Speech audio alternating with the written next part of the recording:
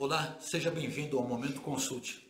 Nosso objetivo neste encontro é trazer para você que nos assiste as notícias das últimas semanas envolvendo a matéria tributária, que é a nossa área de atuação. Comigo, Marcos Alcídio, um dos nossos diretores, e eu, Gilberto Meira, consultor na área de tributos indiretos, trazemos para vocês as últimas novidades. E, entre elas, aquela que diz respeito à Lei Complementar 199, que criou um certo estatuto aí esperado por muito tempo, não é isso, Marcos? Pois é, Gilberto, com certeza. Essa lei complementar aí, que como você bem disse, é de 1º de agosto de 23, lembrando que a primeira lei complementar foi de 67, né, Gilberto? Você veja, 67 para cá nós tivemos 199 leis complementares. Bom número. Então, como você falou, Gilberto, essa lei complementar, ela cria o Estatuto Nacional de Simplificação de Obrigações Tributárias Acessórias. Tão comentado essa questão de simplificar as obrigações tributárias acessórias. Qual que é o principal objetivo dela, que está descrito aqui no parágrafo 1º? Diminuir os custos de cumprimento das obrigações tributárias acessórias.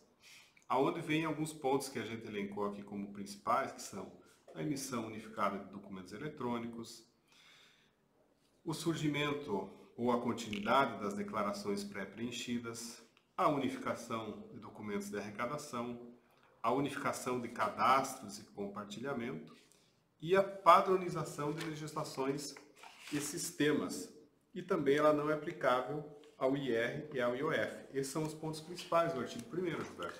E o que chama atenção nesse artigo 1º, e a rigor nós estamos falando em conformidade, ou dito cujo compliance na área tributária, um sonho acalentado por aqueles que militam nesse segmento de muito tempo, né? O grande desejo, e esse é um projeto de lei que nasceu no Congresso Nacional, é justamente simplificar as obrigações acessórias. Aliás, promessa feita nos idos lá do ano de 2008, quando foi implementado o Sistema Público de Escrituração Digital, o famoso SPED, de onde vieram aí notas fiscais eletrônicas, conhecimento de transporte eletrônicos, os IFDs que nós conhecemos e que trazem como ideia inicial a diminuição de obrigações acessórias mediante unificação desses dados, né? É importante observar que estamos vivendo um tempo de reforma tributária, né, Marcos, em que muitos desses objetivos aqui trazidos também estão sendo acalentados no projeto de emenda constitucional, que agora foi unificado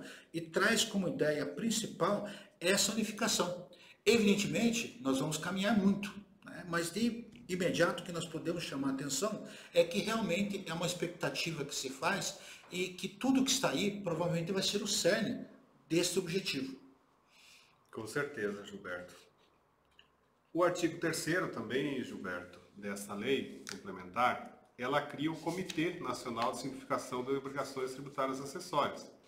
Esse comitê, ele tem representantes da Receita Federal, tem representante dos estados e tem representante dos municípios, sendo que será presidido pela União, por pessoa indicada pelo Ministério da Fazenda Pública Nacional.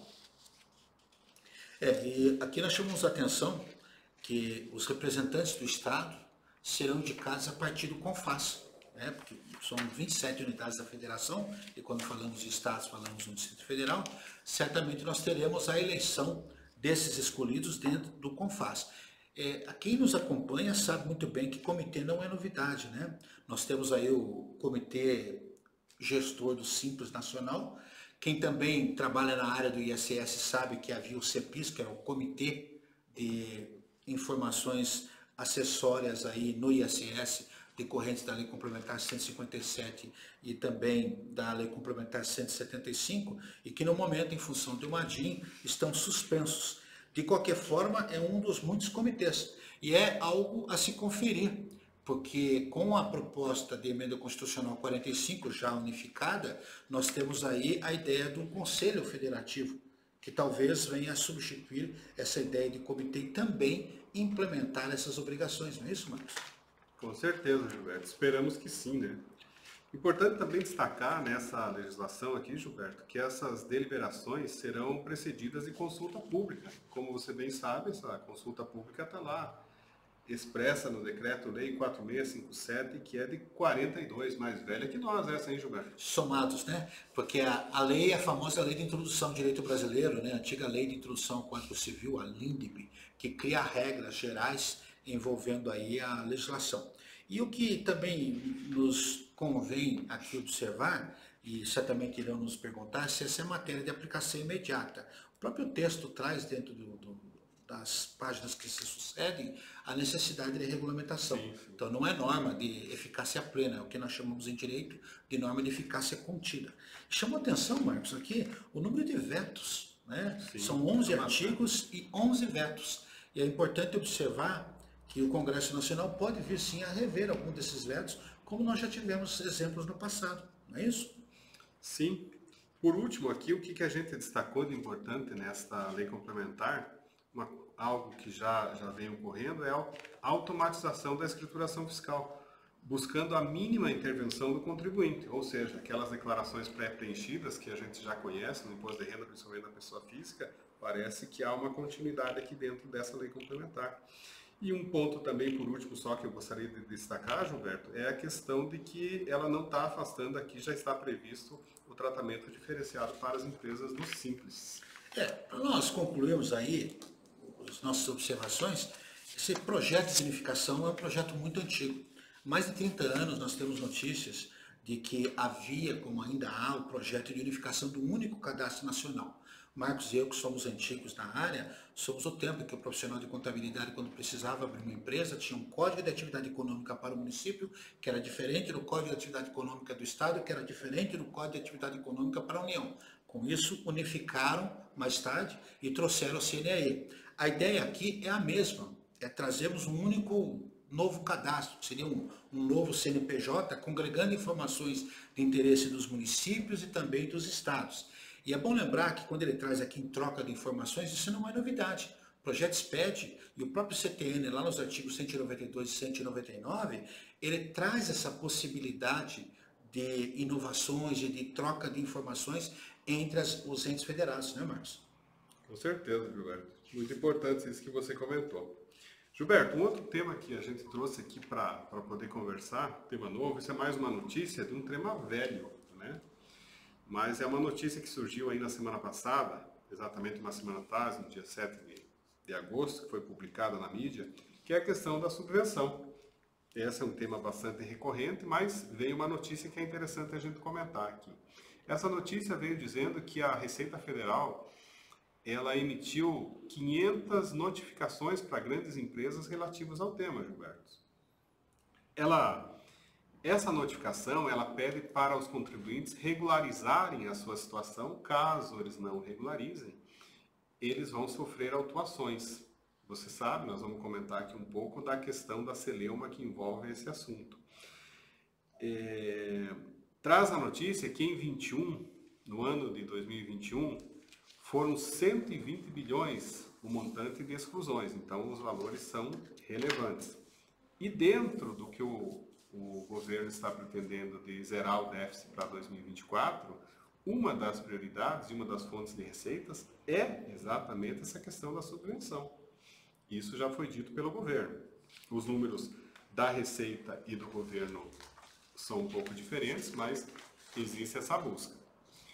Dentro dessa notícia, informa a Receita Federal que 60% das empresas já estão procurando o órgão para poder, de alguma forma, conversar sobre o assunto. O ponto principal, Gilberto, que você sabe, até é importante você comentar aqui, é sobre essa questão dos requisitos do que é benefício fiscal. O que se discute? Os contribuintes têm uma amplitude do que é benefício fiscal para fins de subvenção e a Receita Federal ela é bem mais restritiva no assunto. De fato existe uma discussão e ela não é nova. A rigor, nós não iremos achar na legislação tributária nenhuma definição concreta sobre o que é incentivo e o que é benefício fiscal. Existe, só a título de curiosidade para quem nos assiste, um projeto de lei complementar, o PLP número 282 de 2020, trazendo a definição de incentivo fiscal, benefício fiscal e incentivo financeiro fiscal, e certamente isso vai resolver uma discussão bastante ampla. toda essa discussão que o Marcos Alcide nos apresenta, ela decorre lá da Lei Complementar 160, né, de 2017, que, falamos em derrubar vetos agora há pouco, né, teve o seu artigo 9º inicialmente vetado pelo então presidente da época e que teve o seu veto derrubado. Ao trazer a alteração do antigo artigo 9º para a Lei Complementar 160, ele trouxe essa discussão da subvenção, porque ele alterou o artigo 30 da Lei Federal 12.973 de 2014, estabelecendo que incentivos e benefícios fiscais ou financeiros fiscais, por isso a importância do projeto de lei, sejam efetivamente deduzidos aí do cálculo dos tributos federais, basicamente imposto de renda e contribuição social sobre o lucro, né? Mas se não me engano, Marcos, o artigo 30, ele traz alguns outros requisitos que têm sido a grande discussão envolvendo o tema, porque essa decisão recente lá no âmbito do STJ, sob tutela do ministro Benedito Gonçalves, estabelece que o único benefício que a União está concedendo, e aí é o dilema, é o benefício do crédito presumido, né? E a despeito da Lei Complementar 160, que elenca, a partir do Convênio 190, uma série de outros benefícios, como isenção, redução de base de cálculo, que tecnicamente é uma isenção parcial, crédito presumido propriamente dito, e outros benefícios que porventura possam existir. Não é isso? Sim, Gilberto, você esmiuçou bem a questão e que a Celema fica dentro disso que você falou mesmo. Então, para a Receita Federal, o que é benefício entendido como possível, de ser entendido como para a subvenção, é só o crédito presumido. As demais figuras, como você bem elencou, eles estão entendendo que não. Aí tem essa questão que você comentou, que os demais benefícios eles têm que cumprir os requisitos contábeis, que sejam principalmente contabilizar em conta de reserva de lucro e não poder distribuir. Enfim, tem toda uma questão contábil que tem que ser feita e todos alguns cuidados que as empresas têm que ter para poder exercer o benefício de redução. É isso mesmo, Gilberto.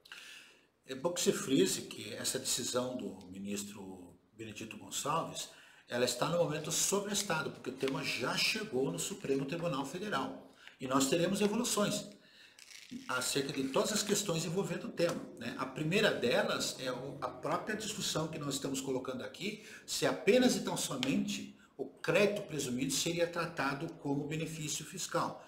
Tecnicamente, nós vamos olhar a Lei Complementar 160, que elenca lá 17 situações possíveis, o crédito presumido é apenas um dos benefícios. O ministro relator sustenta que tem que haver uma contrapartida, tem que haver uma série de requisitos, de levar a isso e demonstrar. Com certeza, muitos daqueles que atuam na área não têm efetivamente contabilizado da forma como deveria para poder demonstrar. E esse talvez seja a maior dificuldade que nós teremos. Além disso, o ministro Benedito Gonçalves, ele sustenta de forma genérica que todas as outras formas seriam hipóteses de mero diferimento do pagamento do imposto. É bom lembrar que ele usa a expressão diferimento aqui de maneira genérica, mera postergação, porque o diferimento tecnicamente, inclusive, nem benefício é. Existem no mínimo 8 julgados que nós conhecemos no âmbito do Supremo Tribunal Federal que mostram que o diferimento só se compatibilizará com o conceito de benefício fiscal à medida que em algum momento seja deixado de lado o recolhimento. E hoje, porque o ICMS ele é na sua essência um imposto repercutivo, toda vez que eu retiro carga tributária, eu refaço o preço. E é esse o grande objetivo dos benefícios. Isso é matéria de direito administrativo, é o fomento à atividade. E em havendo maior produção, vai haver maior venda, vai haver maior arrecadação por parte do Estado. Me parece essa discussão a ser buscada nos próximos dias e meses, não é isso, Marcos? Sim, Gilberto. Tanto é, e a notícia aqui também expõe isso, que a Receita Federal está até estudando de mudar um pouco a questão legislativa para ficar mais clara a situação. Mas na realidade existe esse ponto aí que os contribuintes e a Receita aí vão ter que trabalhar algum tempo em cima disso aí. Bom, meus queridos, esse era o nosso bate-papo do momento. Tem mais um assunto aqui, Gilberto, que eu queria tratar contigo hoje ainda. Um assunto, vamos dizer assim, um pouco mais, não tão técnico, mas um pouco interessante aqui para a gente tratar, que é a questão, Gilberto, você já viu a justa causa do empregado para com o empregador? Já. Já viu? Inclusive é motivo de rescisão indireta, né? Pois é, Gilberto, isso está previsto lá no artigo 483 da CLT. E veja que interessante, Gilberto, vê se você traz algum caso recente aqui ocorrido numa entidade grande aqui no Brasil. Uma das causas da justa causa ou da rescisão indireta, como você bem comentou, é quando o empregador ou seus prepostos ofendem fisicamente o outro. Te remete a um caso É recente? o caso da agressão sofrida pelo jogador Pedro, do Pois Flamengo, né, pelo assistente do treinador. E é bom que se diga, mas o assistente do treinador, ele é um preposto da empresa. Por consequente, é a empresa. É bom lembrar que a CLT, como muitas das legislações, como o Código de Defesa do Consumidor, ele trabalha com o conceito de hipossuficiência do trabalhador. Ele é a parte mais fraca. E em tendo sido agredido pelo assistente, quem estaria agredindo era a empresa. Ou seja, o Pedro reunia condições, sim, de rescisão indireta no momento, se assim o desejasse. E às vezes, né, Gilberto, como você bem comentou, o lado mais fraco, geral, pode não ser tão fraco assim, né, um jogador, o tanto que ele vale às vezes, ele pode trazer muitos prejuízos para a entidade, não é isso? Portanto, o empregador entender que nós não vivemos mais os tempos antigos em que se chegava, abria a porta e fazia brincadeiras, né? Hoje, a CLT trabalha muito com essas questões envolvendo aí o dano moral, né? Que é provavelmente o maior aspecto a ser considerado pelos empresários. Então fica um alerta aí àqueles que nos assistem para se preocupar com questõezinhas como essa, porque assim como pega o time de maior torcida desse país, também pode chegar na sua empresa, não é isso, Marcos? Com certeza, Gilberto. Meus queridos, com esse bate-papo informal, nós nos despedimos e prometemos voltar em breve com novas informações. Até lá! Obrigado.